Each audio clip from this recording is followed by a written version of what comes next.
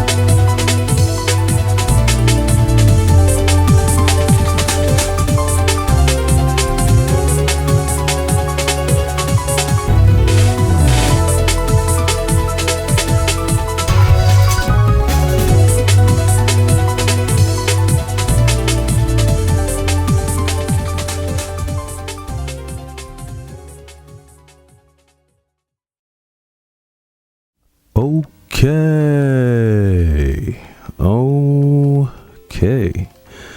Mic check 1 2 1 2. It's the Y2K Collector, and I am back with season 3 of the vlog series. And this season's actually taken a bit of a turn from what I thought it would be. When I initially came out of the first half of the year, I had done a lot, right? I had taken advantage of a number of retro gaming sales, and I was able to bulk up in a few areas of my collection. I stacked up on NES games, took advantage of a bunch of PS3 opportunities that I saw out there, and so I felt like I was in a good place collection wise. I felt like I had added some really key pieces to my collection that I was looking to add. I was on a hunt to add a number of Marvel games to my collection. It started off as really just wanting to add the Spider-Man games, but then it just kind of evolved into all things Marvel. So that was really cool to be able to add that. But even that strategy was a pivot off of my initial strategy that I had at the beginning of the year. Because if you go back in some of my videos, I initially had a list of Super Nintendo games that I wanted to get at the start of the year. And so I had a plan to buy all of those games by flipping my way into them, meaning I was going to go find games that were underpriced and flip them at a reasonable price to be able to fund the Super Nintendo games that I was going to get. So I was pretty excited about what was on the horizon and what was going to happen. But there is a life outside of YouTube and a life outside of retro game collecting. And so when it comes to my normal everyday life, I had some things happen that caused me to pivot. My work is very demanding, and there are times where it's more demanding than others. And so we had hit a very demanding point in our workflow for the year. And so my time was pretty much taken away from YouTube and really being able to collect in the way that I wanted to. I wasn't really able to upload a bunch of things. And it looked like for me, the second half of 2024 was going to be more focused on selling and trading than adding to the collection. But fate is not without a sense of irony, because right as I said that, about a week later, I had another change in my day job. And so it looked like I was going to be afforded some more time, and it also looked like some new opportunities were going to be coming my way. And so that enabled me to pivot once again and kind of change up my strategy. So Y2K, you're all over the place. Why don't you just let us know where you're at right now? Well, that's a good question. So where I'm at right now is I'm kind of in a modified version of my initial collecting strategy that I had at the beginning of the year. So I am going to be doing some flipping. Obviously, in order to flip games, you have to be able to find and purchase games undervalued or underpriced. And I've been able to do that. And we're going to talk a little bit more about that later. I'm going to share some of what I've been able to find. But the second part of that is going to be really adding key pieces to my collection And that's going to kind of range. I'm not really hyper focused on the Super Nintendo like the way I was before. I'm actually just looking for unique pieces for pretty much any of the consoles that I own. And so I'm not going to just kind of limit myself to anything. I'm going to kind of just go back to the strategy that I had really in 2022, which was buy what I like, try to find the obscure games that I like. And then also, if there's games out there that I think are fun and cool, I will collect those as well. But all of that is going to be undergirded by, or I should say subsidized by games that I'm actually able to sell and or trade. So that's the strategy going into the second half of the year, is to continue to build a collection, but in the right way. I've always been about curating my collection. I've never really been about just buying a bunch of stuff to have it. And I try my best to be very selective. Now, luckily, in the past couple weeks, I have been able to run into some really crazy deals, and that's going to take us into part of what I wanted to talk about today, which was the current market and what I'm seeing out there and the games that I'm able to find. When I go to my local thrift store, I'm seeing a mix of opportunities. There's definitely a lot of shovelware, and there's also some decent games that are underpriced. But if it's anything of value, anything of significant value, and by significant value, I mean if it's anything $20 or more, usually the price is doubled when you're out in the public, right? And that's when it comes to thrift stores, Goodwills, things of that nature. Everyone still wants top dollar for their retro games. Make no mistake, especially if they're a mom and pop shop, or if there's just someone who has a collection or they have some retro games, they think that the games are worth top dollar. So it's really tough to be able to find and snag some good deals out there. And so because of that, I really kind of leaned on GameStop over this past, 2 weeks. Now that we're into this third quarter, GameStop has actually been really good to me. I've been able to find solid titles, obscure titles that I don't see every day. And I find them at random times. And the mode that I'm in right now is that I'm not going to walk away from a deal. If I see something that I think is a really good deal, if I see something that I think has value or will be able to provide me with value, I'm definitely going to go ahead and take advantage of it. And so that's what I've been able to do over these past couple of weeks. I've been hitting up my GameStops. I've been hitting up different locations, and I've been able to find everything from Spider-Man Web of Shadows to Spider-Man Shattered Dimensions, Azura's Wrath, Afro Samurai. I've found Metroid Prime Trilogy. I've been able to find Game Gear games at swap meets. I've been able to find DS games. It's just been all over the place, really. So for where I'm at right now is, like I said, I'm going to continue to add to the collection, but I'm going to be selective. So what you're going to see on the channel is you're going to see a mix. Yes, I'm going to have pickups, and you're going to see that on the channel. But on top of that, I'm also going to be selling some stuff. So I am putting together a sell cabinet. I've actually transitioned a bunch of my retro collection into a different part of the house because I'm clearing out space, and I'm going to be turning my game room, or what was my game room, more into an office studio. And so in order to do that, I needed to clear out some of the games, clear out some space, and kind of set myself up to be able to have a really good working space and a better space to be able to record and do some different things that I'm looking to do in the second half of the year. So stay tuned. You'll definitely see me find some really cool and interesting things. And I think we'll have a lot of fun going into the second half of the year. And I'm really, really excited to see where we go from here. Now, the other part of what I wanted to talk about is just the balance between being a YouTuber and doing YouTube, and then your real life, right? Your work life, and balancing the two. And what does it mean to be a YouTuber in 2024, especially when you're trying to navigate just the everyday challenges that life has to offer. So YouTube, I'm going to start on the YouTube side. So YouTube, if it's something that you want to do, if YouTube is something that you're getting into, it has to be something that you're passionate about. A lot of people, they think about YouTube and they want to get started into it, but they don't really have that thing that they're passionate about, and they don't really know how to convey that passion to an audience. And sometimes, conveying that passion in a compelling way can be difficult. There's all types of different styles, and there's all types of different YouTubers.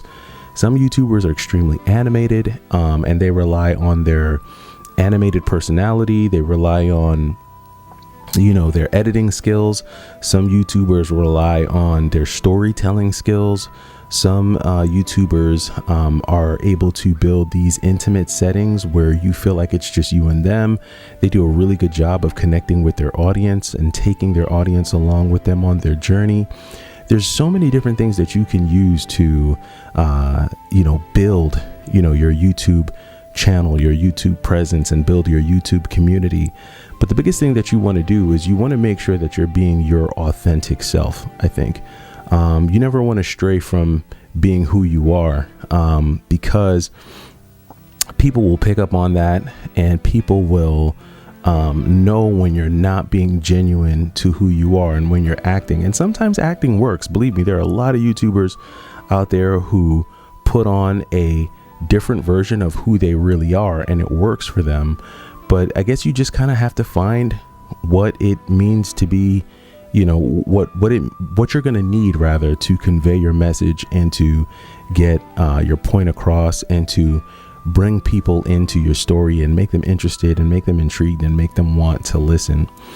The other thing I think that you need to have, especially when it comes to YouTube, is you have to know what your purpose is and know what your mission is, and be very focused. There are going to be a lot of people on YouTube, a lot of commenters, a lot of people who come by your channel and try to create drama, try to discourage you, try to really tear you down, believe it or not. And it's funny because 99% of the time, the people that come to your channel with negative energy are folks who have never been able to build their own platform to voice their opinion. And I've always said, if you're someone who feels very strongly about something, build a platform and then voice that opinion. A really good example of someone who's done this is Heckin' Steve. Heckin' Steve has a lot of opinions about a lot of people, but instead of going to their channels and leaving a bunch of comments, what Heckin' Steve did was he went and built his own platform. And now he has an audience of nearly, I think he's getting close to 10,000 folks, if I'm not mistaken. But now he has an audience of people. So when he's disgruntled about something, or when he doesn't like someone, he can go to his platform and voice his opinion, and people will listen. And so if you're someone out there who's got a lot of opinions and you have a lot of thoughts that you want to share, my advice to you is go and build your own platform. Build a platform where you can voice your thoughts and your opinion, and then get people to watch that. And then that's how you get that point across. And that's just one way that you can build a channel. There's a number of ways that you can build a channel, but I just use him as an example of someone who's built a channel out of just voicing his opinion. And it's just his opinion, right? It doesn't mean that what he says is law, or what he says is always right, or that it's always wrong. But that's the beauty of YouTube, and that's the beauty of free speech, is that everyone has the opportunity to voice their opinion, and you can get it out there. So YouTube it's YouTube. But and that's the thing that I would say, more than anything else, at the end of the day, you have to remember that YouTube is the internet. It's a big part of the internet, and the internet is not real life. So you have to remember to distinguish the difference between your real life and YouTube, because there's going to be a lot of things that happen on YouTube that should never roll into your actual life, because your real life is real reality. And if you ever lose sense of that, step outside, touch some grass, breathe some fresh air, and remember that reality is reality. And that's what's going to lead me to the second piece of the work-life balance between you being a YouTuber and then the rest of your life, right? So then you have the real life side. There are some YouTubers who YouTube is their job. YouTube is how they pay their bills. YouTube is how they finance things. That's what they do for a living. And so when YouTube is your job, you have a lot more skin in the game. And I can see why those YouTubers, take what happens on YouTube a lot more seriously, and while they'll dwell on it and focus on it a lot more, because that's how they feed themselves. I, like many other YouTubers, do not rely on YouTube to feed myself.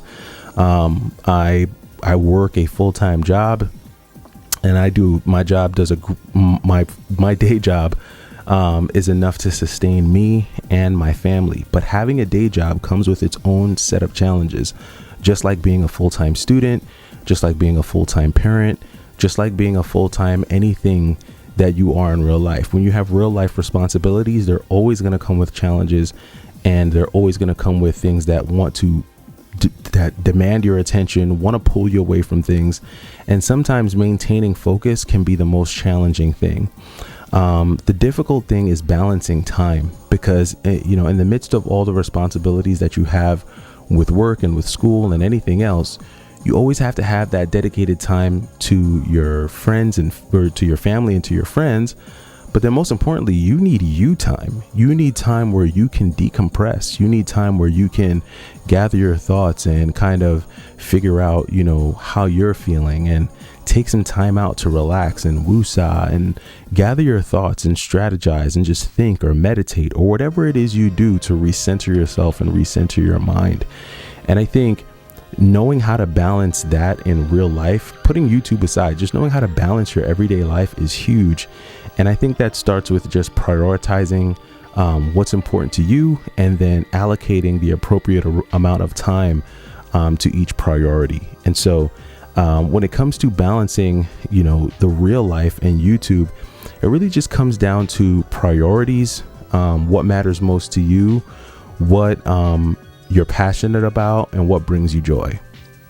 The second something is not making you happy, the second something isn't making you feel fulfilled, I think that's when you want to step away and you want to kind of figure out, okay, what am I doing here? Is this helping me? Is this taking away from me? Is it healthy for me? Is it not?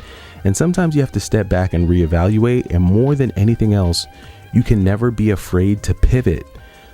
Sometimes life is about being able to pivot, being able to shift directions, being able to course correct, being able to move in another direction when you feel the need to do so. And trusting your own gut instincts, trusting your own intuition, trusting the knowledge that you have about your situation and about yourself is a huge part of knowing how and when to pivot. And so I think if you're someone who's interested in doing the YouTube thing, jumping into it, I say do it. Just make sure that whatever you're doing, you are passionate about it. And, for me, my niche, the thing that got me started with YouTube was video games. I've always been into video games ever since I was a kid, and that's what a lot of the content is about. But I'm also passionate about being a dad. I'm also passionate about real estate. I'm passionate about art. There's a lot of things I'm passionate about, and you'll get to see me share a lot more of that with you over the next few months. So I'm really excited about the direction of the channel, especially seeing as how I'm gonna be in this mix of selling, trading, and collecting phase. Excited to show you what I find out there. I think it's a very interesting time. Every time I think that the market is slowing down, and every time I think that it's dry out there, I happen to run into a really good deal. Even today, I wound up going to another GameStop where they had a whole bucket of games for free. They said someone tried to trade in a bunch of games, and because the games weren't scanning into the system and the person left, they just left the bucket there and said whoever wants to take it can take it. So I took it. It didn't have anything crazy in there. It had some Pac-Man World games in there and some SpongeBob PlayStation 1 games, some basic stuff, but it was still cool to see nonetheless. And anytime you can get some stuff for free, that's always a bunch of fun. Well, that does it for me. I've done a lot of jabbering and blabbering. Let me know what is on your plate for the next few weeks. And let me know if YouTube is something you've thought about. And outside of that, outside of gaming, what are your responsibilities? What's something else that you're passionate about outside of video games? What's something that gets you going? What's something that brings joy to you, that makes you happy? I'm interested to know. It's the Y2K Collector. Hopefully you're having a great weekend. Take it easy.